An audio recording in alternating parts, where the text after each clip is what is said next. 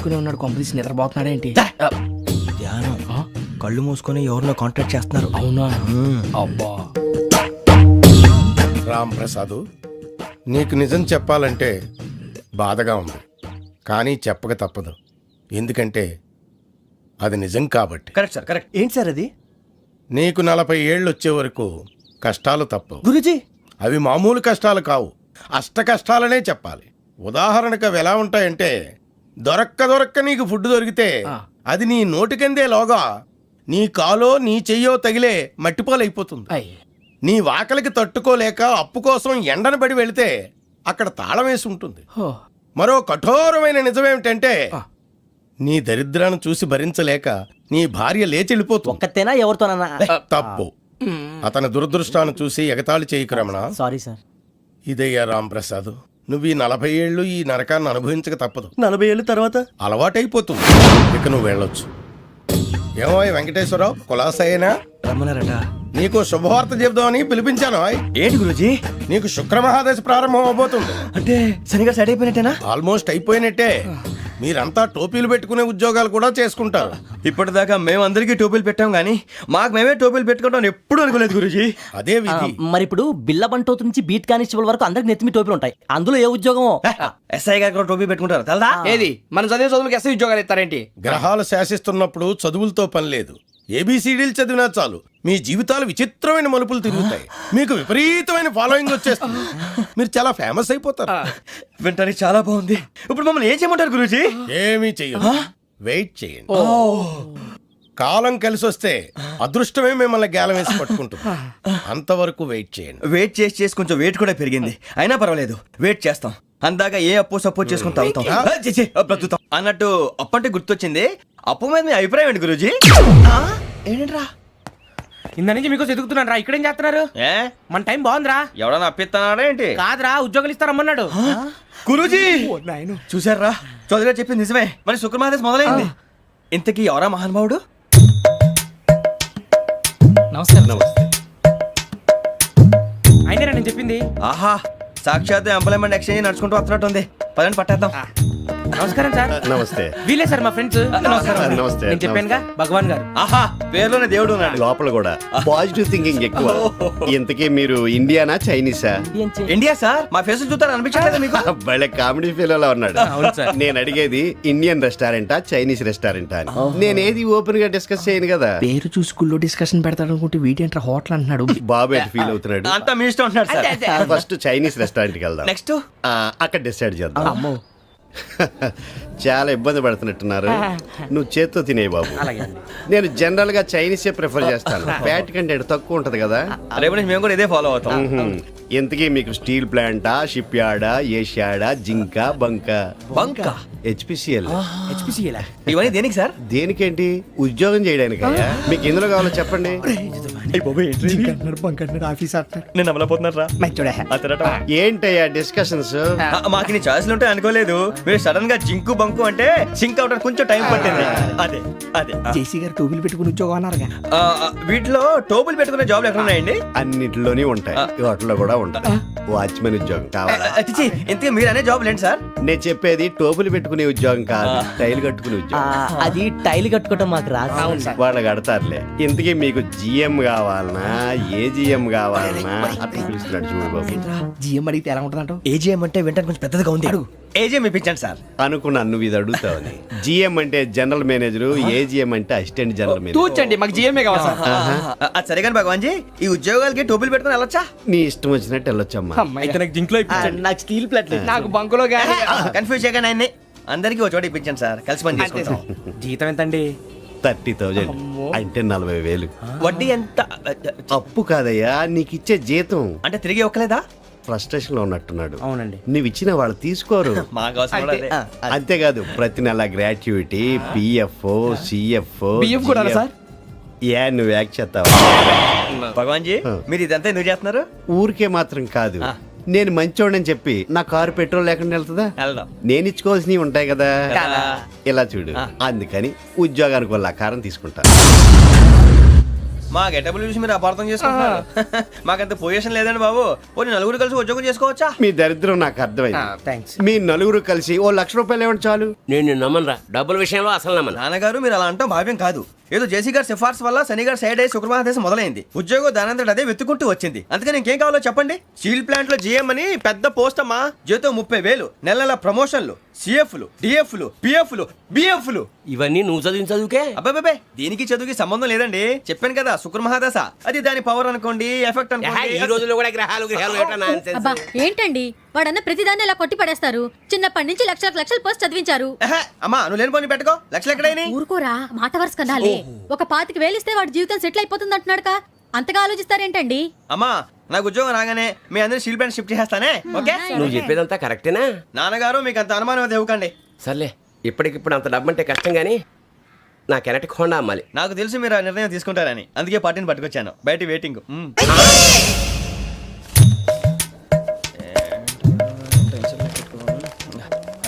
ఇవ్వండి. భగవాన్ జీ మీతో నాకు కుదరదండి. మీరు తేడా మనుషుల్లా ఉన్నారు. చూడటానికి అలా కనపడతాం కానీ తేడా మనుషులు కాదండి. ఇది ఎంతో లెక్క పెట్టండి. 5,000 తగ్గిందండి.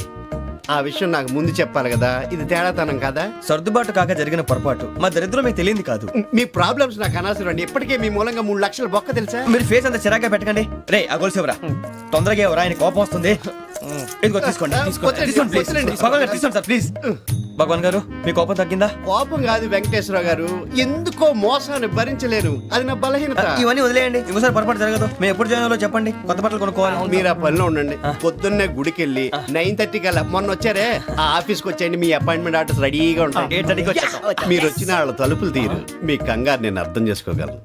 ఇంతకాలం పని లేక స్తంభించిపోయిన మీ జీవితాలు ఇక నుంచి వేగం పుంజుకుంటాయి.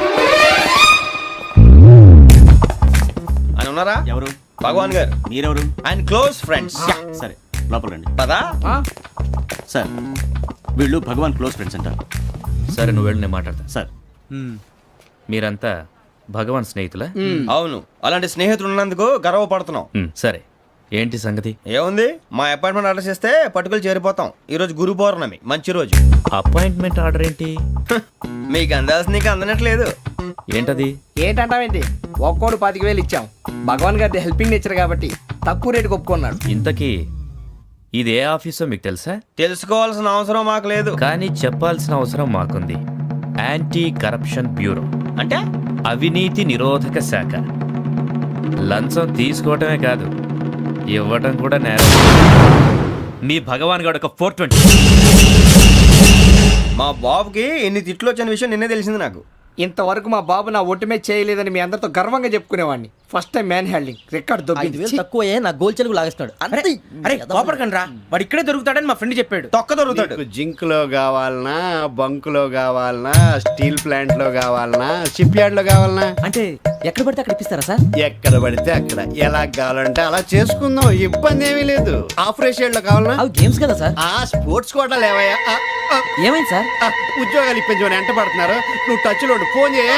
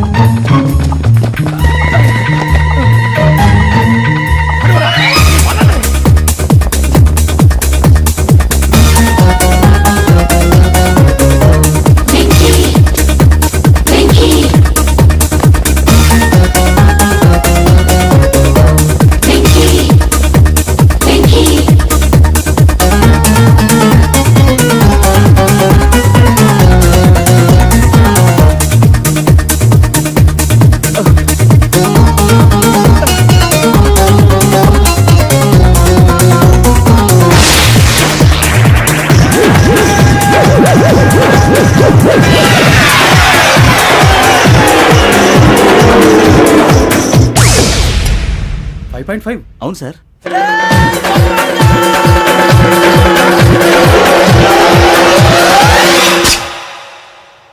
గ్రేట్.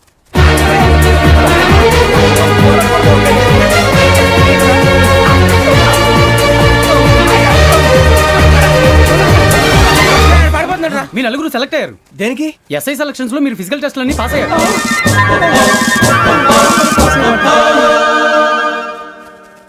కానీ మేము అప్లై చేయలేదు సార్.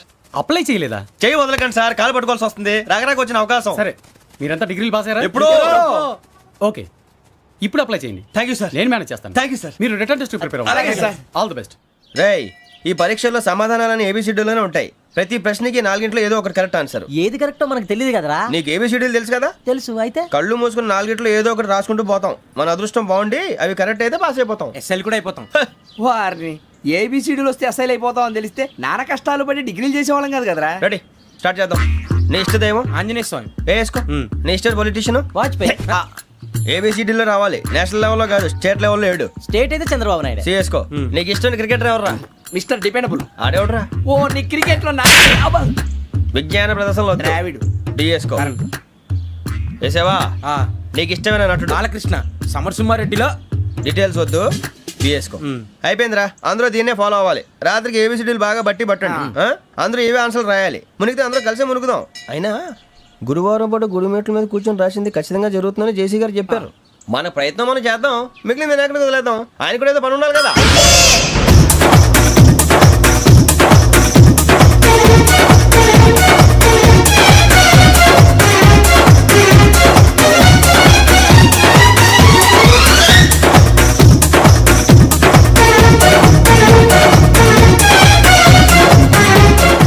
వెళ్ళిపోతున్నారు. మేము దేవుడిని నమ్ముకున్నాం, అందుకే ఫాస్ట్. వాళ్ళని నమ్ముకున్నారు, అందుకే లేట్. అర్థం కాల. మా కాన్సెప్ట్ నీకు అర్థమైతే గుండాకి సత్తావు. వస్తా.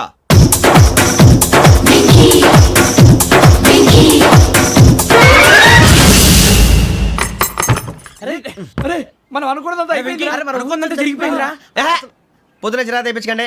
ఎవరు పోయారు? నీ దరిద్రం పోయింది. నువ్వు ఎస్ఐ ట్రైనింగ్ కి సెలెక్ట్ అయ్యావు.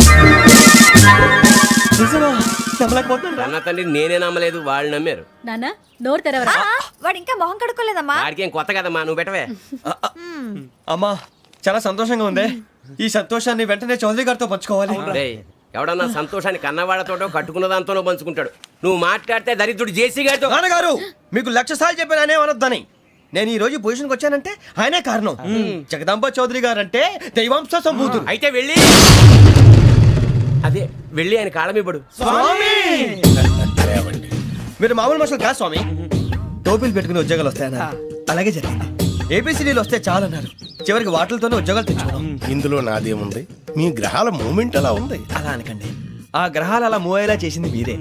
వెంకీ, ఈ ప్రయాణంలో నీకు ఇంకో ప్రయోజనం కూడా ఉందయ్యా. వీళ్ళందరూ ట్రైన్ యాక్సిడెంట్ లో పోతారా స్వామి? కాదయ్యా, ఈ ప్రయాణంలో నీకు అందాల రాశితో పరిచయం ఏర్పడుతుంది. ఆ పరిచయం ప్రణయంగా మారి వివాహానికి దారితీస్తుంది. స్వామి, మాకు పొజిషన్ లేదని ఊళ్ళో లేడీస్ అందరూ చాలా చీప్ గా చూస్తున్నారు. ఎలారా బాబు అనుకున్నాను. చల్లటి వార్త చెప్పారు. మరి మాకు నీకింకా కొంతకాలం బ్రహ్మచర్యం తప్పదు. వీళ్ళకి ఇప్పుడు అప్పుడే తొందరగా ఉందిలేండి. మేము బయలుదేరుతాం స్వామి. మిక్సెల్ టచ్ లో ఉంటాం. శుభం. బుచ్చిగా ఏట్రా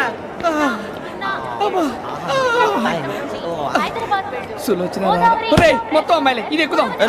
ఎందుకైనా మంచిది ఒక ఫోన్ ఇరా. అవుట్ గోయింగ్ చేద్దానట్రా మా నాన్న. హలో, ఇప్పుడు మేము స్టేషన్కి వచ్చామండి. ఏ బోగి ఎక్కితే బాగుంటుందో మిమ్మల్ని మాట్లాడుదామని. ఈరోజు బుధవారం పంచమి, అంటే మకరం నుంచి గురుడు సింహానికి జంప్ అవుతున్నాడు. ఏదైనా ఆడ్ నెంబర్ బోగిలో కూర్చోండి. ఆడ నంబరా? నంబర్లో ఆడ బాగా ఉంటాయి గురూజీ. ఆడ నెంబర్ కాదయ్యా, ఆడ్ నెంబర్, బేసి సంఖ్య. అర్థమైంది. కాపర్ కన్ గురూజీ, ఇక్కడ 4లోనే 7లోనే ఛాన్స్ ఉంది. 7 ఎలాగో సెడ్ నంబర్ కదా, ఇక 4 ఎక్కేస్తాం. 7 అంటే బేసి సంఖ్యే కదా వెంకీ. తెలుసు, సేఫ్టీకి అడిగాను. ఇంతకీ ఏ సైడ్ కూర్చుంటే మంచిదంటారు? నీ రాశి రీత్యా ఈశాన్యంలో కూర్చుంటే బెస్ట్. ఒరాయ్, గురూజీ దెక్కొద్దన్నారు, పదండి.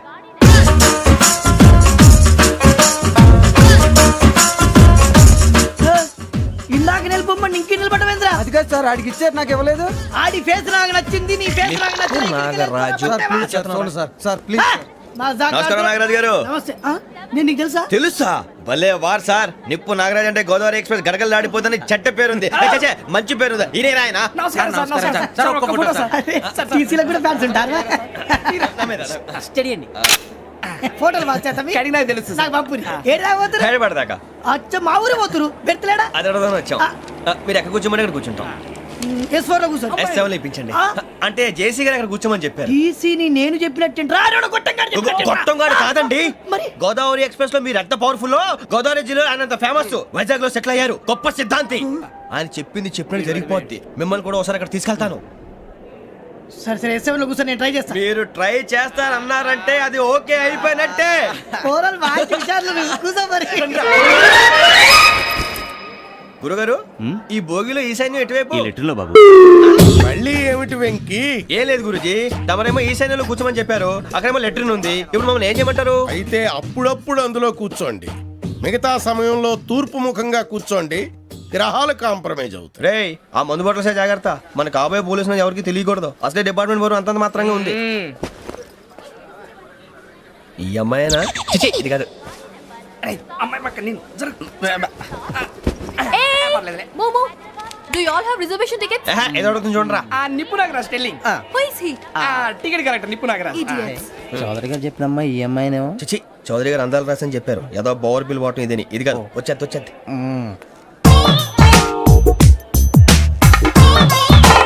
Excuse me, ఎవడది? మీ నెంబర్లు ఎంత? నువ్వు టీసీవా?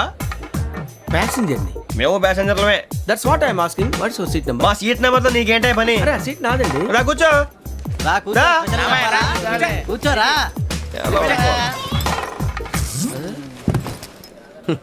I'm Ghazala from Washington DC, CEO Sonic solution. I'm Venky, Seethampeta from Vizag. Sir నేను క్యాజువల్గా అడుగుతున్నాను, మీ బెర్త్ నెంబర్లు ఎంత అండి? డిసైడ్ చేసుకోలేదు ఇంకా. మీరు డిసైడ్ చేసుకోవడం ఏంటండి? టీసీ గారు మేము డిసైడ్ చేసుకున్నాక ఇస్తానన్నాడు. అది తెలిసిన వెంటనే ఫస్ట్ నీకే చెప్తాను. సరే? అడలే ఎవడ ఏం మాట్లాడుతావు నువ్వు? Give respect and take respect. నువ్వేంటి ఇది నా పరిస్థితి కూర్చున్నావు? లే లే అడుగు కనిపిస్తావా? వచ్చి కూర్చుంటా. పక్కరా ఎందుకే అరుస్తావు? మధ్యలో ట్రాఫిక్ జామ్ అండి, అందువల్ల లేట్ అయింది. సార్ మీకు రిజర్వేషన్ ఉంది, మీరు ఎప్పుడైనా రావచ్చు. రిజర్వేషన్ లేని వాళ్ళ సంగతి ఏంటి? ఎప్పుడు పడితే అప్పుడు ఎక్కుతారు, ఎక్కడ పడితే అక్కడ కూర్చుంటారు. బాగా చెప్పారు. ఎంతకీ మీకు రిజర్వేషన్ ఉందా? అదేంటి సార్ అలా మాట్లాడతారు? 20 days బ్యాక్ రిజర్వేషన్ చేశారు సార్. నేను చాలా ప్లాన్డ్ గా ఉంటానండి. అక్కడ పడితే అక్కడ కూర్చోను. బై ది వే, నా గురించి పరిచయం లేదు కదా. I'm Ghazala from Washington DC. I'm Bokka Subbarao, షాతిక బొక్క. అరే వెంకీ, అరే అక్కడ భలే ఆంటీ ఉందిరా, మనం వెళ్ళి అక్కడ కూర్చున్నా పదనరా. ఏ నసగాలతో మనకేంటి అనవసరంగా. నేను రాను రా, మీరు వెళ్ళండి రా. తన ఎనీ టైం వచ్చేవచ్చు. అబ్బా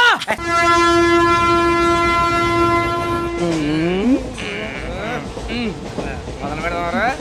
ఆంటీ సన్నగా నరలవే నవగా మదిరపే కొరడరే మతాల బట్ట. అదిగో బిల్డింగ్ బిల్డింగ్ బిల్డింగ్. అరే ఇంకో బిల్డింగ్.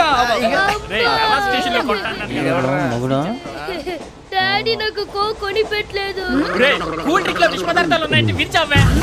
అది నేనేం మమ్మీ కోక్. మమ్మీ నాకు కోక్ కావాలి. వద్దు బాబు, మీ నాన్నగారు చెప్పింది కరెక్ట్, దీంట్లో విషయం ఉంది. మరి మీరెందుకు తాగుతున్నారు? పసిపిల్లాడు అడుగుతుంటే ఎదబంకలు చెప్తారా? ఇవ్వండి.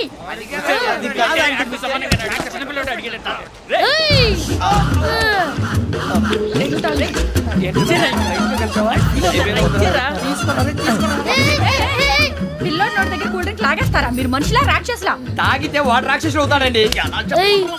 తినడానికి ఏమైనా ఉందా? ఇదిగోండి సార్. కారంగా మాంసం.